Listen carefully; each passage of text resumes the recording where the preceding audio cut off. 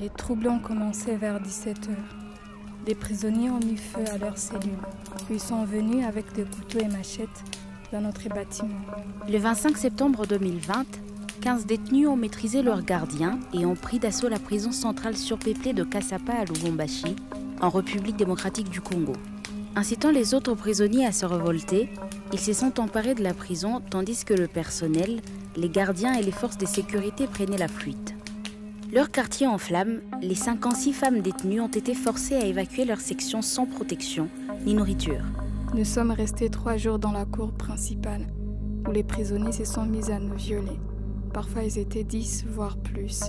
Les détenus ont brûlé tous les effets personnels des femmes et ont imposé un climat de terreur, les violant à plusieurs reprises.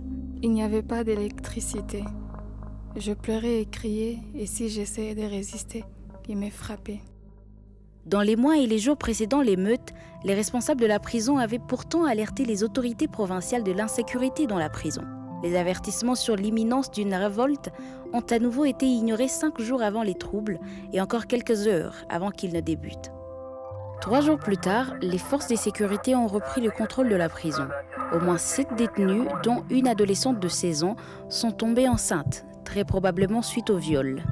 Certaines ont contracté le VIH ou d'autres infections. J'ai été violée 2 fois et j'ai attrapé de graves infections. On m'a dit de rester 1 semaine à l'hôpital, mais je n'avais pas assez d'argent pour payer et j'ai dû arrêter les traitements.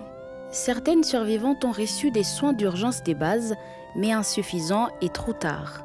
2 mois après l'émeute, une organisation humanitaire a soigné toutes les détenues de manière temporaire. Après les viols, je suis tombée enceinte, mais j'ai fait une fausse couche. J'ai continué à ressentir des douleurs au ventre.